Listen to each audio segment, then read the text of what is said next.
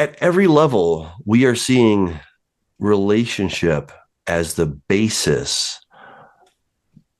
of matter. And if Mark came first and chose not to record the resurrection, but left the women afraid in an empty tomb, what have you done? You've just undercut the authority of Matthew, Luke, and John, who proclaim the resurrection. It's that archaeology is validating what the scriptures are telling us. Alec, the Bible only has one message. It's only one message. It's how the Lord is going to conquer death to give us life. That's it. Hey, today we're back with Dr. Douglas Hamp, author, linguist, pastor. Dr. Hamp has written a new book, and he's going to share that with us today. Welcome, Dr. Hamp. Hey, thanks for having me, Alec. My pleasure. So you've got a new book that you've written, not quite out yet, right?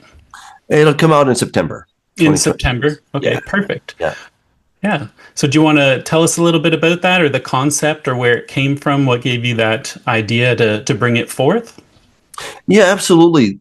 This is one of these things where I've been chewing on this idea for a very long time.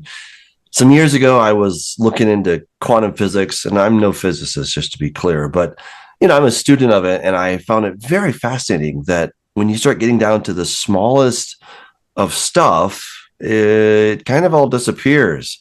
Einstein is on record saying that there is no matter. So it's kind of very counterintuitive, right? Because we all think the table in front of us is there, and it is, okay. But when you start looking at it, you look at the atoms, and then you look inside the atoms, and it's a lot of empty space, and you get down to neutrons and electrons, excuse me. And then you go below that, you get down to quarks. Below that, you get down to muons, gluons, leptons.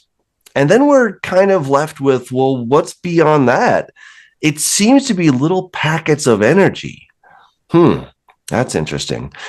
But then you start thinking, okay, where is energy, or what is energy? And that's when, as best I understand, physics starts to say, we're not really sure. And think about a battery. Think about a AA battery. Okay. You know that there's energy in that battery, but where is that energy? I mean, when it's just sitting in your hand, there's potential energy. There's chemicals inside of there.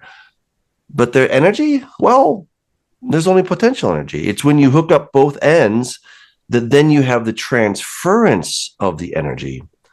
That's the relationship. And I began to understand that everything is made out of relationship instead of stuff. And in the book, I go through things from string theory. I mean, you have these one-dimensional strings that are, hanging out with each other, and they're constituting everything. We're all made of these tiny little one-dimensional strings, including space itself. Right? I mean, these are really wild ideas. What I did is I went and I started thinking about how I made a trip years ago to Notre Dame Cathedral in Paris. And you go in there and it's so incredible. There's all this architecture and these stones that are being held up, tens of meters above you. It's just incredible. And you think, oh, it's standing because it's strong, because these stones are strong. But that is not accurate. Stones just piled together is probably going to make a lawsuit, not a cathedral.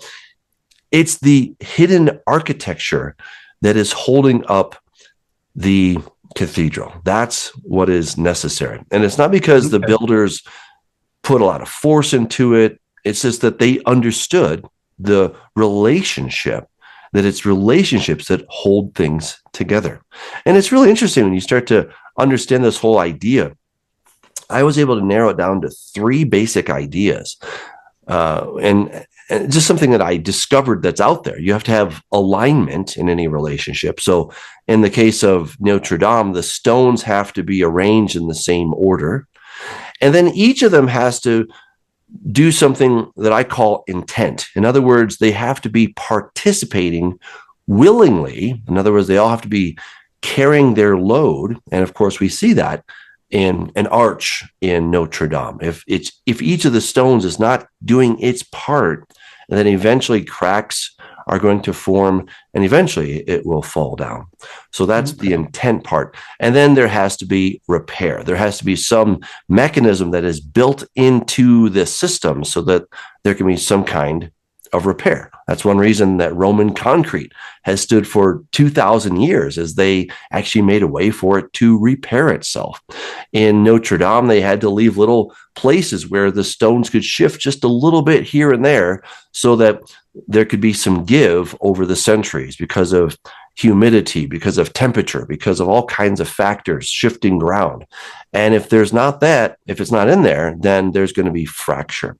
So when you start looking at this, you start to see these same basic patterns at every scale. That's what was blowing my mind. I mean, I started seeing this from, again, from string theory. Then we come up to information. What is one bit or one word by itself? It doesn't have meaning by itself. It has to have context. It has to have relationship. Mathematics, one number by itself, that's interesting. But a number and another number, now you have a relationship, and that's the basics of mathematics. So you have music, right? One note by itself is what we call noise. But if you have a number of notes together and they're acting in relationship with each other, that becomes music. And on it goes. Everything is in relationship to something else. I was watching this video some time ago, and I saw this neuron. It's amazing how they can get these shots, right? But they film this neuron, and it's looking for other neurons. You know why? Because one neuron by itself doesn't do anything. But a neuron connected to another neuron, now you have a relationship, and that's where eventually thought begins to happen. Okay. And then you take that and then you look at the superstructure of the universe itself, and you see that galaxies are now forming kind of filaments between one another, and everything is in relationship to something else.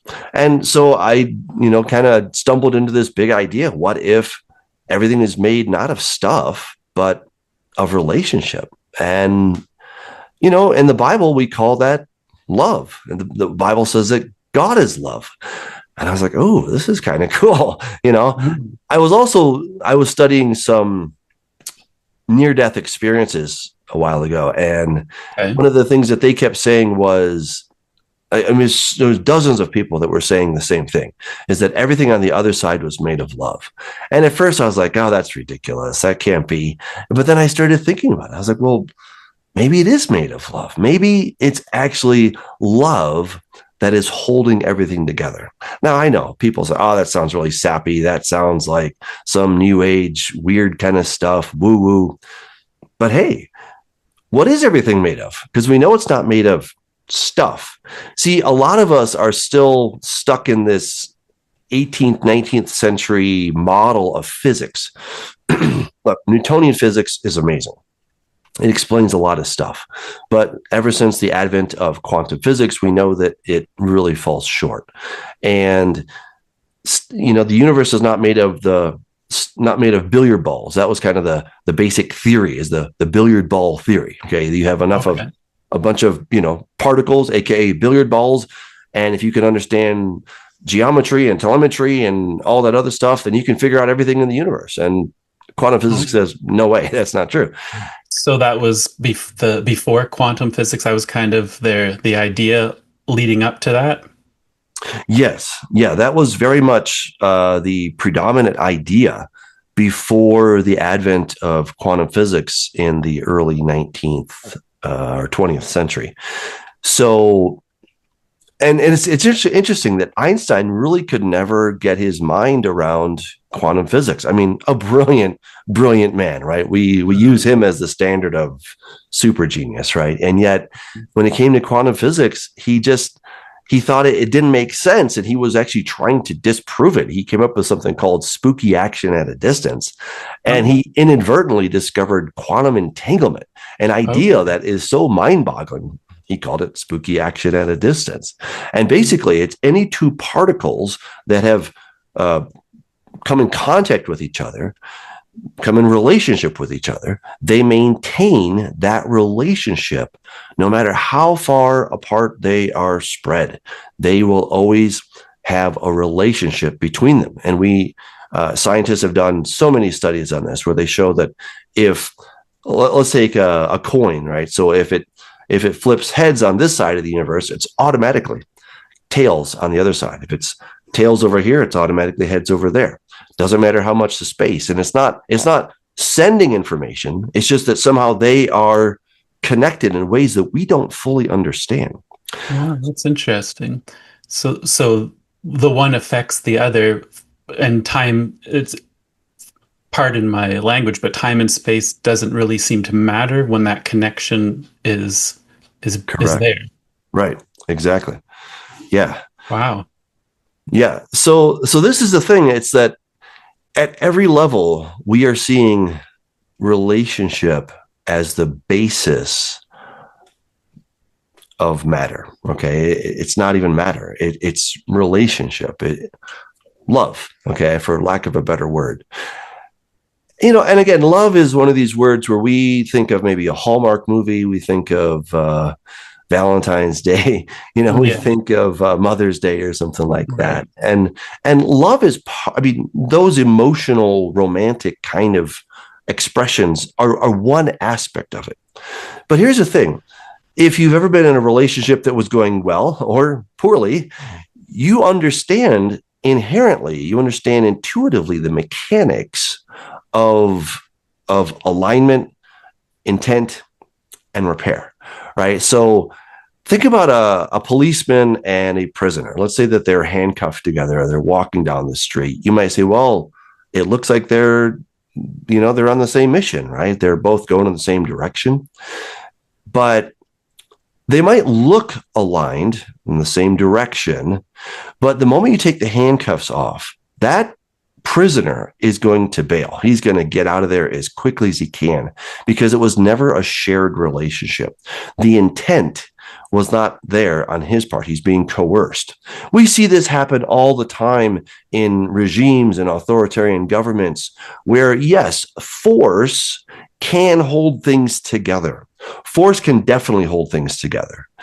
But the moment that the external force is removed, it crumbles because the people that were involved did not want to be there, and they all go in their separate directions. And we can kind of translate this into a term, just basically friction, that there's a lot of friction when you have to hold things together. You can do it, you can put constraints on it, but it takes a lot of energy to do that. Let's go back to kind of a romantic relationship. Maybe when there's two people who are together and one of them is terribly afraid of losing the other. And so they're always working hard to try to keep that person there. But that really isn't true love. We have all kinds of names for those kinds of relationships. They're not healthy, and eventually they crack, and they might hold together because there's some external constraint that says you have to stay together, or eventually they're going to buckle. Sometimes, sadly, they end in very unfortunate ways. Sometimes it's murder. Sometimes it's, other stuff. But if there's not that intent from both parties, then the relationship doesn't hold together. And that's kind of what I was trying to get at here, is to not look at relationships or this kind of idea of love as sort of this ephemeral feeling that we have, or this romantic wanderlust, but more as a structural way to see the universe. And it blew my mind as I was unpacking some of these ideas. I was like, oh my gosh, this works at every level, whether you're in business, you're in love with somebody, or you are a builder, an architect. These things have to be there. And if alignment, intent, and repair are not there, then whatever it is going to absolutely fall apart. And it's there for the superstructure of the universe itself as well. Wow. Yeah, that's pretty cool how that all connects like that. You definitely went deep on that with all those. You must enjoy, I guess, reading quantum physics and all that as well. I do. Yeah. It sounded like there's a lot of preparation in there. So, and then, so calling it love or relationship, relation, um, how how would that connect? Like, do you see that the ancients would have viewed it in this way? Do you know like their understanding, do you think, of relationships? Or there seems to be a lot of like master building going on that we don't understand now. And Well, I think, I don't think that they called it the relational universe or anything like quantum physics, but sure. the basic ideas, I think, were there. What's interesting is when you take this observation and then you overlay it onto the biblical text of Genesis, it's amazing how it correlates so well. And again, I'm not claiming that Moses understood quantum physics, not at all. However, I think God certainly understood quantum physics. And I think as he was telling Moses how it all got started, I think he was giving the reality of what was there without using scientific language. So, let's unpack it. It says, in the beginning, God created the heavens and the earth. Now the earth was without form and void. That word form and void, the term is tohu vavohu in Hebrew. And a lot of people come to this and they say, oh, see, that means that there was some kind of creation before, and then God nuked it and he started over. And they like to use that term, but that's not what the term means. It really has to do more with cement in a cement mixer. You can look in that cement mixer and say, well, that's my house in there. You're like, that can't be your house. That's just a bunch of sloppy, wet cement. You're like, yeah, I know, but that's going to be my house. And so it is my house. It's the same substance that will make my house. But at the moment, it doesn't have any particular shape or any particular form, but it's going to take on that really soon. So quantum physics talks about this cloud of potentiality. There was a study that was done, an experiment that was done called the double slit experiment in the 1800s, late 1800s. They were trying to decide if light was a particle or a wave. Okay. And the general assumption to that point was that it must be a wave, because they had understood some things about light, and they're like, well, it must be a wave. And so they did this double slit experiment where they had a piece of metal or something, and they put two slits in it. They shone a light through it. Well, they did it with so they could have it just a narrow, one photon at a time, essentially. And when they looked at the screen that was kind of recording all this after the fact, it had the signature of a wave. They're like, well, see, there you go. But then they started wondering, well, wait a second. Let's take a look at it and see how this happened. And so when they put on sensors to see how it was actually going through, suddenly, for whatever reason, the light stopped behaving as a wave and it started acting like a particle. Okay. And they've done this so many times. This is one of the most well done experiments of all time, is the double slit experiment. And they get the same results every time. And this blows people's minds. Where, let's say you take an electron, you put a single electron, you shoot it through these double slits, and when nobody's watching, it looks like it's a wave. And then when they put on sensors to see how it's going through, it starts acting like a particle. And this has made physicists scratch their heads and say, well, wait a second, how in the world could this particle seem to know if it's being watched? This led John Archibald Wheeler to coin the phrase, the participatory universe, because as he understands it, he's a quantum physicist, very intelligent man. He's done lots of great work on stuff. And he talks about how our observation is necessary for the ongoing existence of the universe. So let's go back to Genesis, where it says that the earth was tohu vavohu. Instead of it being something that's destroyed, instead we can think of it as a cloud of potentiality.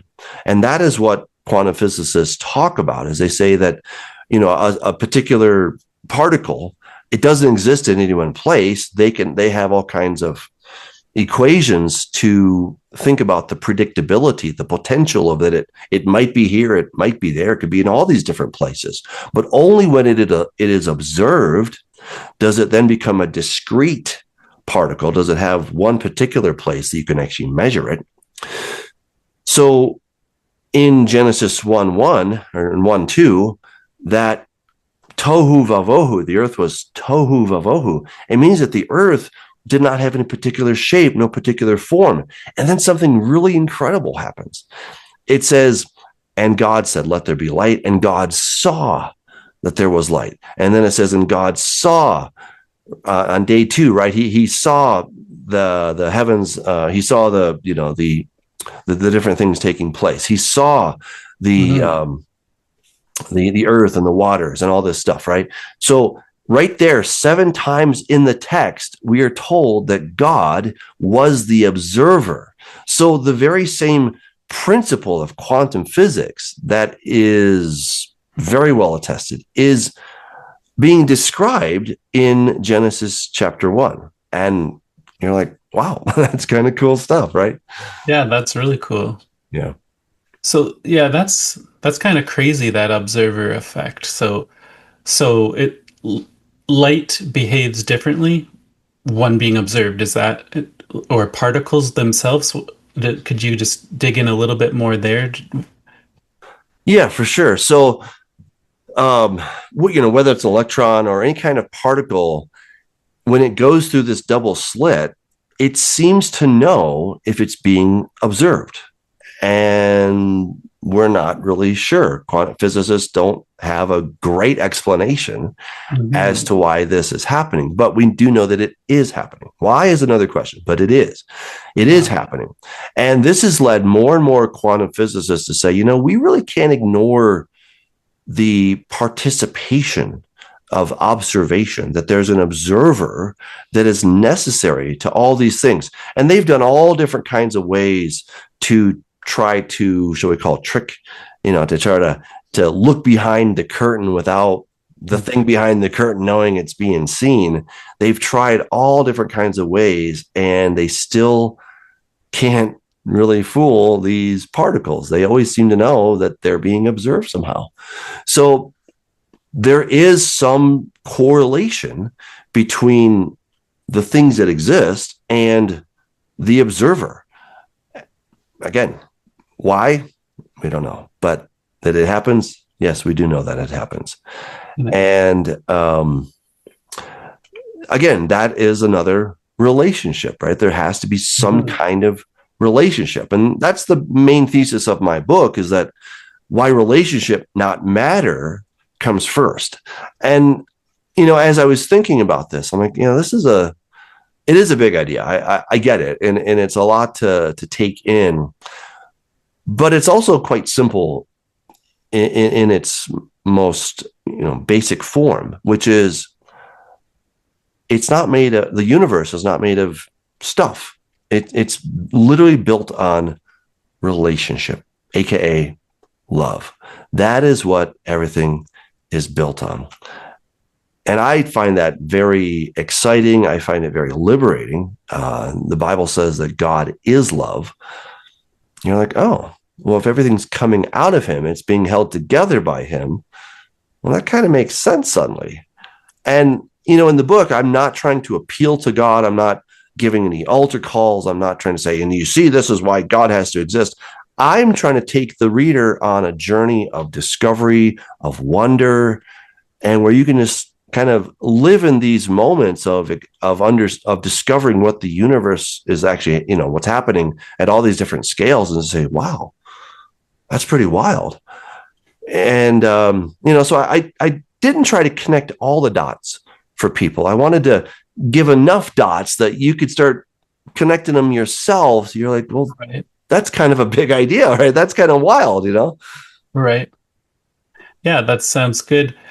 And with that, the relationship, there's that would indicate that each has their own part to play, and So what happens if something's not playing the part it should Ooh. play? Like, what does that introduce? Or Yeah. Well, that's a great question. It's a very good question. So this takes us back to, all right, so those basic things, right? AI, I call it AIR, right? So alignment, intent, and repair. So alignment or participation cannot be forced. It has to be chosen. So imagine you are creating your own virtual world. Maybe you're an amazing computer programmer, or you use AI to make this amazing world for you. You have three basic ways you can create your world. You can make it sort of a really fancy screensaver, where you just get to watch it, and the little bots or little, what are the NPs, right? The non-people players, whatever those are. Those things can kind of do their own thing, but they don't have any real autonomy. And it's just an interesting thing to watch. Or you can make another version of the universe where there are actually sentient beings and they all get to make choices. However, you have really big guardrails on so that they can't make any choices that are debilitating. They can't hurt each other. They can choose between good option A and good option B, but there is no bad option C, because you just don't want that kind of universe. That's okay. However, if you are creating a universe where you want love to exist, and you, in fact, want to love those in your universe, and you'd like them to love you back, here's the weird thing, is that you cannot force them to love you, and you can't force them to love each other. Because anytime it's forced, it's coerced, then there's not intent. It's just now coercion. And again, you can use force, but you can't call that love. It's just programming, essentially. And this is the incredible conundrum that God had, right? And now we can imagine, if we could create our own universe, like, well, I wouldn't have any other options either.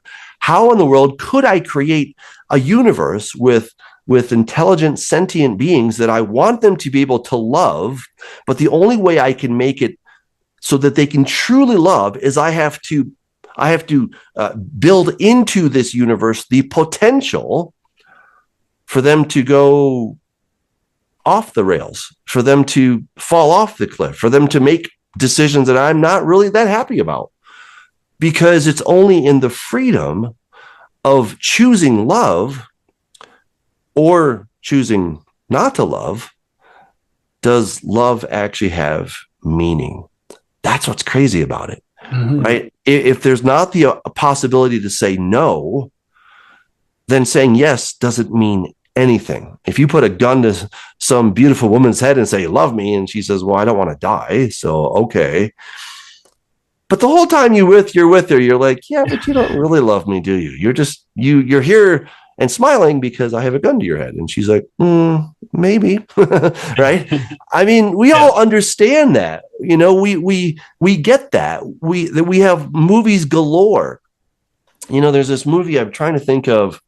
I think it was called Smallville. And I remember, I might be getting the name wrong, but everything was black and white when the Pleasantville, movie. maybe? Pardon? Pleasantville, was that? Pleasantville. Yes, thank you. It was Pleasantville, right? And you probably saw it as well. So everything was in black and white. Everything was perfect, right? When they went to shoot a hoop, it went in, okay? But everything was so programmed, there was no freedom. And eventually people say, well, I want freedom. I want to choose to love. And as they did, colors started to come into the movie. But with color came the possibility of error, came the possibility of hurt feelings, broken hearts. And it was one of those movies you're like, wow, this is clever. It's really thought-provoking, because which would you rather have? Black and white, where everything's perfect in a sense, quote unquote perfect, but there's no love because there's no real freedom. There's no choice. Or would you have one that's color, but now there's the possibility of pain? And it raises an amazing question of, which would you choose? And I remember being hard pressed when I was watching the movie. I'm like, but everything was so perfect before. It was so nice. Right. And now there's color, but now there's pain. Now there's all this yuckiness and messy situations and broken relationships. And so for me, this helped me to really understand that if you're going to make a universe where beings have the possibility of love, they have to have the possibility of hate. And that's where I think we're at the only place that God could have made it.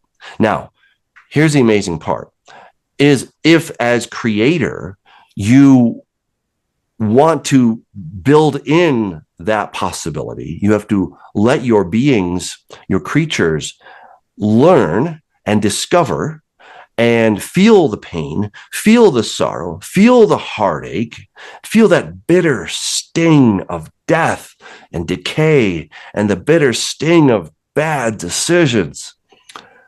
You have to let them go through that so that they can then value freely, not imposed, but freely, they can then appreciate what it is to make all the good choices.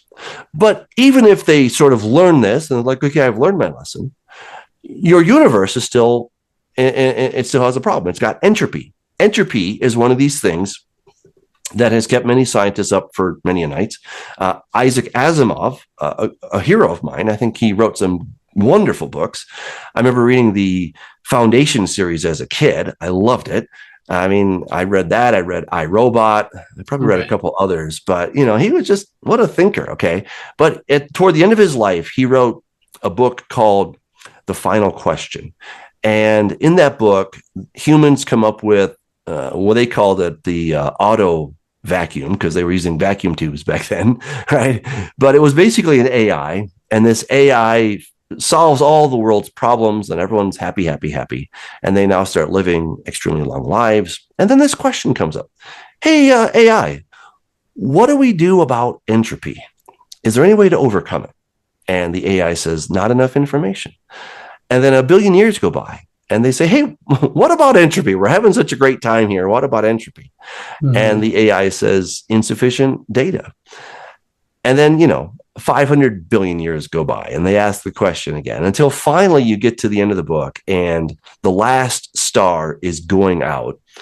And when it does, the universe dies, humanity dies, but somehow this supercomputer has immortalized itself and it's become kind of a god. And it realizes, oh, now I know what to do. And then it says, let there be light. Okay. And it's like, wait a second. Isaac Asimov, what were you thinking, dude? Like, you clearly did not believe in God. He really did not like the God of the Bible. And he was a staunch atheist. And yet when he writes his own version of what about entropy, he can't get around some kind of a creator outside. And he was onto something, because in a closed system, once a sufficient amount of data has been lost, there's no way to recuperate it. There's no way to reinstate it or to recreate it, as it were. You need some solution outside of the closed system in order to fix that. So if you have on your computer, if a bunch of files get scrambled, if you have a backup on the computer, well, then you can use that to fix those. However, if they get scrambled and there's data loss and you don't have a backup, well, now you're in big trouble because there's no way to fix that. And if this happens at the kernel level, well, there's no way to fix the kernel. You can't fix a broken kernel with the broken kernel, right? Mm-hmm. You need something outside the system. And this is where repair comes in. So we're all we are all experiencing our own entropy in our own ways, and yet we're able to overcome it, at least for 70, 80, or 90 years on average. We're able to overcome it because we're getting resources from outside, right? The light is hitting us, it's charging us, we're eating food, that's giving us energy. Our homes and our heaters are keeping us warm so we're not constantly losing energy. But eventually it all wears out. And you just then extrapolate this to the size of the universe. And now we have a problem. Like, okay, there's no heater beyond the universe. How do we keep everything going? And scientists have all come to the same conclusion, is that we're going to experience the heat death of the universe sooner or later. Right. And so as the creator, how do you fix this? Well, you have to go inside it. You then have to kind of give it a new operating system, to go back to our computer motif. And if you can then fix the kernel from the inside, you can now give it options. However, there may be some beings that say, I don't want that. Again, because it's love, you cannot force it on people. I mean, this is a story of Jesus coming, where he comes, it's almost like a reboot, right? He dies, he's in the tomb for 3 days. Isn't that like turning off your computer, right? And then if you ever had computer problems, wait 30 seconds and then hit the button again, right? I've done that. I had a computer that died on me recently, and the instructions said, okay, now hit the button 30 seconds, wait, then hit another minute. And you're like, oh my goodness. Yeah. Well, basically, Jesus was hitting the reset button for 3 days. And when he booted back up, the universe now has a new operating system. And because we are sentient beings, we get to now choose to enter into that. We're not forced. We have the option to opt in, right? And eventually, the entire operating system itself, the entire virtual world, again, to use that analogy, the entire virtual world is going to be rewritten, and all of the viruses, all of the negative entropic things that are happening are going to be removed. That's basically the end of the age. That's the new heavens and earth. Okay. So the creator has made a way so that there will be a new virtual reality, and all the beings who have opted in freely because of love, they're never going to make another dumb choice. I get this question a lot. Well, Doug, I'm really worried about heaven, because what if I make another stupid choice? Like, well, that's kind of the point, is that this right here is our testing ground.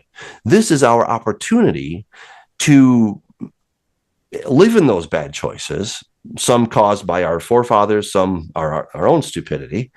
And you realize, like, I would never want to do that again. I mean, there's some things, like, I just don't ever want to put my hand on a hot stove. Like, I have zero desire to do that. Not in a million years would I ever want to put my hand on a hot stove, right? Because I know the pain associated with that. And because God has not forced us, he's invited us. He's allowed us to choose, so that we can choose to love him. We can choose to love others. Now it becomes real. It has meaning. And he is going to fix the entire universe as well, so that what the Bible calls death, science calls entropy, that whole condition will be removed, and it will never, ever come back. So, this book is, again, I was trying to write it in a way that an atheist, a skeptic, someone who just doesn't hold to Christian values or views, right, can still appreciate it, and I'm not trying to get them to bow down and say, Jesus, I'm sorry, but I want them to see it, and then to let it just linger in their minds and say, yeah, that's interesting, And for the Christian, I think the dots are a lot easier to connect, because you're like, oh my gosh, like, wait a second, right? Yeah, and there's hints all along that I could see application here and there. Yeah. Yeah. And it was really hard, because I wanted to connect all the dots for wanted to go there. I thought, I'm going to resist. I'm going to resist doing that, because I think the reader will appreciate it. I think the reader will say, oh, I see what you did there. And it's not even what I'm doing. I'm just trying to say, look, let's look at this together. Isn't this cool how the universe is made like this? At every level, at every scale, we see the same patterns. There's got to be something to that. And of course there is, it's the God of love who is behind the whole thing, who engineered the whole thing, and he created it in the only way. You ever had those days you're like, if I were God, I would have done it differently? I mean, I have. I don't know if you have, but I'll admit it. I'm like, if I were God, I would definitely answer this prayer right now, or I would never let those people suffer. Or I would. Right. Yeah. There's a lot of that in the world too, like the problem of evil and the problem of suffering. And there's Right. many books on why is there evil. And yeah, for sure. Yeah. Yeah. And, so without specifically going into why is there evil, this book answers the question. Well, there's evil because in order for love to exist, there has to be the potential of negative choices. And those negative choices lead to something called entropy, or what the Bible calls death. So, part of it is simply kind of translating your terms. Sometimes the Bible, obviously the Bible is going to use what we'd call religious terms. And they were not necessarily religious back in their day. Those were simply the vocabulary that they had. I had and read what is entropy? somewhere, It's death. Entropy right? is death, right? I mean, Yeah.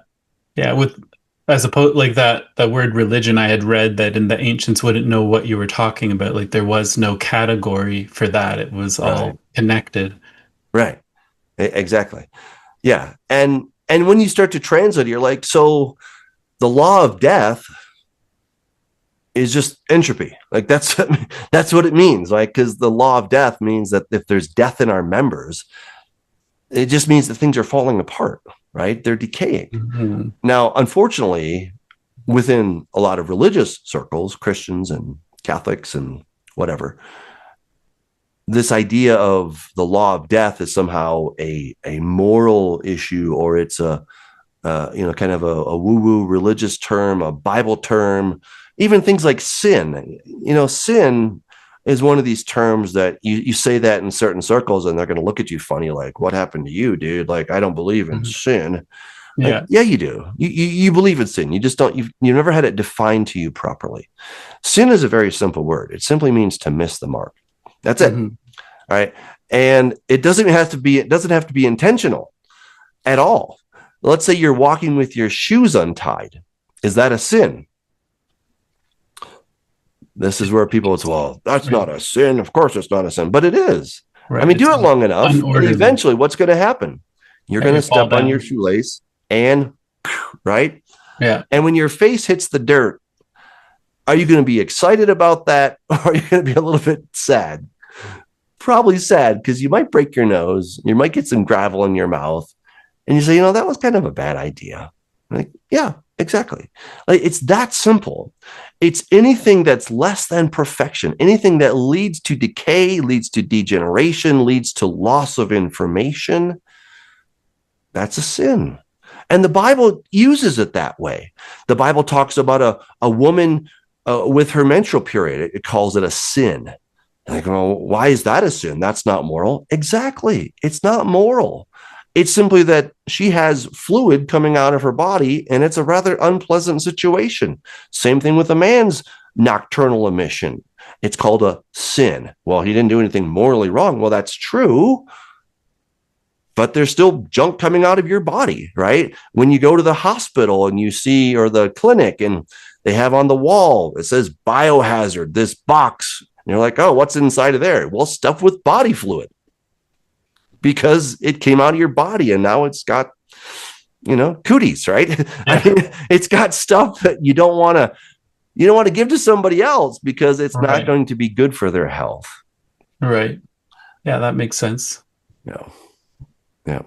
So there's a lot of that kind of stuff. And I have an appendix in the book where I sort of do a translation for people so that you can go from Bible speak to science speak, or science speak to Bible speak.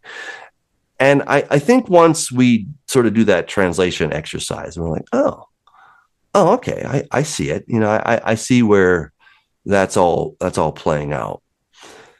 So, yeah, this is a systems structural way to look at, obviously, the universe, but then to say, okay, some of the things that the Bible is talking about are they're just systemic. They're structural. Sin is not always a moral issue. Sometimes it is, but Right. But even so, let's take some of the commandments. Let's take the commandments. People think, oh, the commandments are kind of ideas that God came up with and stuff, how we should treat each other. But I disagree with that. The commandments, let's think of the 10 commandments. Maybe don't steal, okay? Is stealing wrong because God said so, or is stealing wrong because it is contrary to how the universe works? I would suggest it's contrary to how the universe works. Stealing, we might say that's a moral issue. And okay, yeah, there's a point to be made there. However, let's dig deeper. Moral is kind of like on the surface. If you go down below it, if I take stuff that doesn't belong to me, it belongs to you, well, that's going to cause some loss in your life. It could lead to lost employment. It could lead to obviously lost wages. It could be money that you needed to buy medicine for your kids, right? It could lead to all kinds of things. You might be so angry at me for taking your stuff that you want to get even. You're bitter for years. That's not good for your health. You then hunt me down and you kill me or whatever. And then somebody in my family says, well, you weren't supposed to do that. He only took your stuff. Yeah. But, he took my life, took my livelihood. Right. And you start seeing how these little things can add up to big things. Let's take lying. It's just a small little thing. Well, yeah. However, if I keep saying false things about you, then that can lead to bitterness. And that bitterness can then lead to anger. It can lead to wanting to get even, could lead to murder potentially. It could lead to all kinds of other things. And it starts to bring in fracture and stress cracks into the structural foundation of just, personal relationships. And then those can grow to community relationships and grow to state relationships and country relationships until you have, well, kind of a human relationship problem and just keep on going, right? So the point here is that when God gives us his commandments, they're not just nice ideas. Rather, they are the very operating system of how the universe works. So it gives you a whole different filter. It's not just that, well, I'd better do this because God said to do it.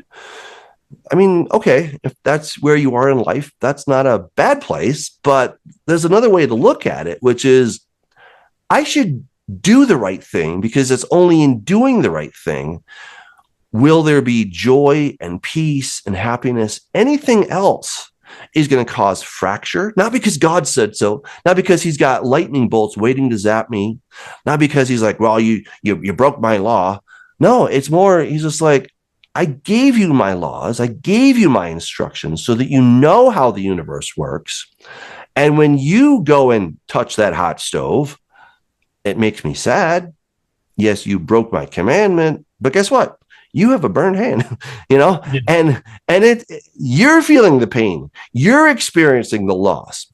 You're the one who's losing your fingers or whatever because you left your hand on that hot stove and it had major consequences. And God is trying to protect us. He's trying to safeguard us from getting out of alignment. And here's something else that I discovered in the book, which is God is not so much, I'm not going to say that God doesn't ever get angry. He does. Okay. However, when you look at the big picture of the Bible, what God is a loving father, and he's trying to guard us from pain. He's trying to guard us from these really bad decisions, but he doesn't override our free will. He lets us make bad choices. I don't know if you ever prayed, Lord, help me make the right choice. And Yeah. he was like, he doesn't, and you're like, why didn't you help me out? And because God's like, well, I told you what to do and it's your choice. But here's the beauty is that eventually, just like I was explaining, that something has to come from outside to do the repair. That's where Jesus came in. And the word, like when you think about forgiveness, I define it this way. I call it repair in the book, but it's essentially it's letting go of stored misalignment. It's letting go of stored misalignment. Isn't that interesting? Like there's all this, garbage and stress and strain that's building up. And when you forgive somebody, you're letting that go. It's like if we go back to our Notre Dame example where, the stones are there, but they're not really sitting right, And so finally somebody comes and repairs things. And then it's like, oh, everything's back to the way it should be. There's now proper load. There's participation. Mm-hmm. And that's essentially what God is doing and what he's calling us to do when it comes to forgiving others is letting go of stored misalignment. Mm-hmm. And, and again, I was just like, wow, this is like, that's why I had so much fun writing this book because I was like,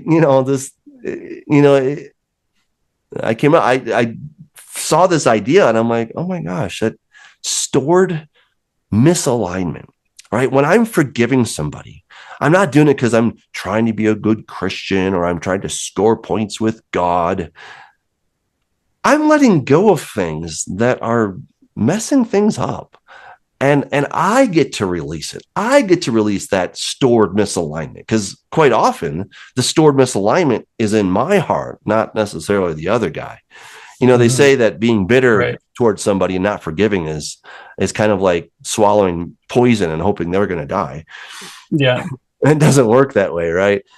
And so that's why we have to let go of it. And, God is a God of love and he's so willing to forgive, wanting to forgive, but he can't force that either. That's something where we have to choose it. And he'll let us walk the wrong path for a very long time until one day we wake up and say, well, my gosh, Lord, what am I doing? I'm so out of alignment. He's like, yeah, right. True. You want to come back? Okay, cool. Yeah. And he's like, and I forgive you. And it's that easy, And so for me, the big takeaway is if you can see relationships, you can see your relationship with your spouse, with your kids, with your boss, with your employees, with God as structural instead of emotional, instead of psychological. See these at the very structure, the very foundation. It gives you a whole new lens for what God has done, for how, if things are going well or bad in your love life or whatever it may be. It's not trying to cast blame on somebody. It's not trying to, say what's wrong with me or wrong with her or something like that. You're like, there's something in the structure that's not working. And let me just add this: there are times in any given relationship where there can be so much damage, there can be so much misalignment that there's no way for it to be fixed from the inside. Sometimes that can result in the dissolution of a relationship. Sometimes it requires radical outside help. And certainly God, being God, can and does provide that in ways that we may not fully understand. All right. So I'm not trying to say it has to be any one of those. It can be all three of those. Sometimes we don't understand how it always works. But when it comes to what my choices, right, and I can understand how things are working, then it helps me make much better choices in the future. Right. Yeah, that's great application just for relationships in general, seeing that bigger picture. Yeah. Very nice. So yeah, I'm excited for people to get a hold of this book. So you said September that it's to watch for it. Is there a newsletter that people can follow you or to get updates on that? Or how do you suggest they might watch for that? Well, they can go to Amazon.com, go to the Relational Universe. Oh, okay. And they can pre-order the Kindle version. I've priced it as cheaply as I possibly can. Amazon won't let me give it away. Okay. I would just so people can enjoy it, but they can get the pre-order, and then when it does come out, it will be sent to them automatically. Okay, so Amazon, so I can put a link in the description to that then? Yep. Okay, perfect. I'll do that. Perfect. All right. Well, thank you very much for your work on that and sharing that with us. It's fascinating. Thank you, Alec. I appreciate it.